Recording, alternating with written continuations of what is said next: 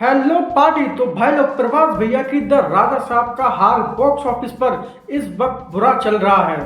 और देखो, वैसे तो प्रभास मेगा स्टार ही नहीं बल्कि पैन इंडिया स्टार भी है, तभी तो उनकी बुरी से बुरी फिल्म बॉक्स ऑफिस पर 60 से 70 करोड़ की ओपनिंग दे मारती है।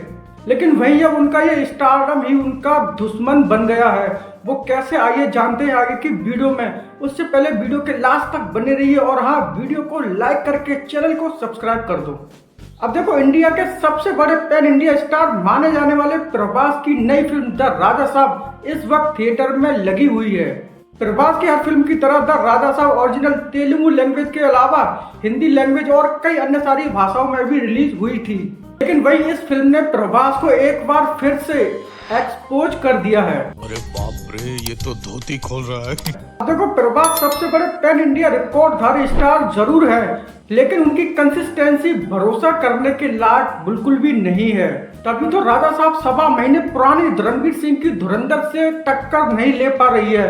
और यह फेलियर एक बार फिर से प्रभास की राधे श्याम के फेलियर वाली याद दिलाता है, जहां प्रभास की राजा साहब एक फैंटेसी हॉरर कॉमेडी फिल्म है जो कि भाई साहब पूरी फिल्म बीएफएक्स पर टिकी हुई है। मगर फिल्म का सिंथेटिक लगना इस फिल्म की एक और बड़ी मजबूरी है और इस बात को पब्लिक पहले ट्रेलर से ही पॉइंट आउट करती हुई आई है। लेकिन भाई साहब, मेकर्स को इतना अपने ऊपर ओवर कॉन्फिडेंस था कि फिल्म जाते ही 1000-2000 करोड़ छाप डालेगी, और उन्होंने एक ऐसा स्टेटमेंट भी दिया कि उसको तो कहने ही क्या। वहीं अब उस ओवर कॉन्फिडेंस की बत्ती बुझ गई है और अब क्या, गई भैंस पानी में। बहुत तेज हो रहा है, बहुत तेज हो रहा है। अब देखो, प्रभास की जबरदस्त फैन फॉलोइंग होने की वजह से द राजा साहब को बॉक्स ऑफिस पर एक जबरदस्त ओपनिंग तो मिली, लेकिन भाई साहब दूसरे दुनी फिल्म की नैया डूब गई। और कलेक्शन में तो मानो ऐसे गिरावट आ रही है जैसे साला शेयर मार्केट नीचे जा रहा हो। द राजा साहब ने तेलुगु में भले ही अच्छी खासी कमाई हो, लेकिन भाई साहब हिंदी में तो ये मुंह के बल गिरी है। शुक्रवार को राजा साहब ने हिंदी में 6 करोड़ का ओपनिंग कलेक्शन किया, तो वही शनिवार को यह आंकड़ा 5 करोड़ ही रह गया। और भाई साहब आते आते संडे को तो इतना मामला खराब रहा कि भाई साहब 5 करोड़ से भी ज्यादा डाउन चला गया। और पहले वीकेंड में ही हिंदी से करीब 15 करोड़ के आसपास का कलेक्शन कर पाई थी।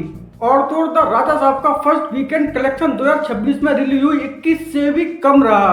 अब देखो, वैसे तो प्रभास भैया ने बाहुबली 2 के बाद पैन इंडिया स्टारडम देखा है। वो अपनी घरेलू तेलुगु ऑडियंस के साथ साथ हिंदी ऑडियंस को भी थिएटर तक खींचने की ताकत रखते हैं। लेकिन वही बीच बीच में वो कुछ ऐसी फिल्में कर देते हैं जिसको देखकर जनता को 440 वोल्ट का बड़ा वाला झटका लग जाता है। प्रभास की बाहुबली 2 के बाद साहो, सालार, कल्कि ने तो हिंदी में अच्छा खासा कारोबार किया, लेकिन भाई साहब वही आदि पुरुष, राधे श्याम और द राजा साहब ने नैया डुबा दी।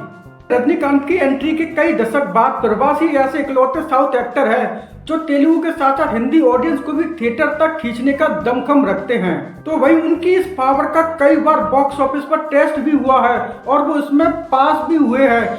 मगर राधे श्याम और राजा साहब का हाल बताता है कि भाई साहब प्रभास भैया अपने स्टारडम को बहुत ही ग्रांडेड लेकर चल रहे हैं, और ये उनके पैन इंडिया स्टारडम पर एक सवाल खड़ा भी करता है।